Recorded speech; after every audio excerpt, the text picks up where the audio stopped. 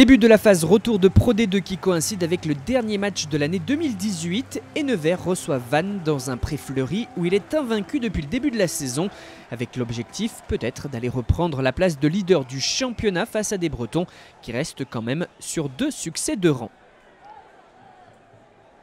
Ce match bascule déjà dès la 12e minute quand Dan Tuohi écope d'un carton jaune pour avoir annihilé une occasion. Le RCV se retrouve à 14 et Lusson en profite pour hausser son niveau de jeu, profiter d'une touche pour débuter une séquence. Stelio Bessaguet est à la manette, on vient fixer dans l'axe, mais ce n'est pas le demi-mêlée, mais l'ouvreur qui récupère derrière ce ruck. Zach Henry oriente vers Josiah Reizuke dans ses œuvres pour s'en aller marquer son 10e essai de la saison. On est toujours sur la supériorité numérique de Nevers quand Bessaguet fait encore jouer ses 3 quarts et notamment Ilikena Bolakoro qui fixe. Cette fois, Henry sert Loïc Legal pour l'accélération au milieu de 3 défenseurs. Le petit coup de pied par-dessus et qui a suivi Reizuke pour le doubler et conforter son statut de meilleur marqueur de Pro D2. Zach Henry enquille quant à lui au pied et Nevers mène 12-0, optimisant ce 15 contre 14. Christopher Ilsenbeck permet bien à Vannes de réagir d'une première pénalité après une faute dans un regroupement. Et il permet même de revenir à 6 points après cette fois une faute pour une position de hors-jeu. Cela fait donc 12-6 à la mi-temps pour les locaux.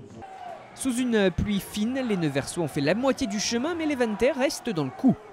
Un peu plus de pragmatisme au retour des vestiaires de Lusson avec une pénalité de Henry. On préfère prendre les points. D'autant que le RCV est de plus en plus indiscipliné. Et voilà que le buteur enchaîne, Zach Henry. Et à nouveau cet écart de plus 12. L'on entre dans les 20 dernières minutes et les Nivernais passent la vitesse supérieure. Frédéric Urruti conduit le jeu. C'est une longue séquence de possession avec des pick and go qui s'enchaînent. Des charges et c'est Jordan Seneca qui trouve la faille pour le bonus offensif.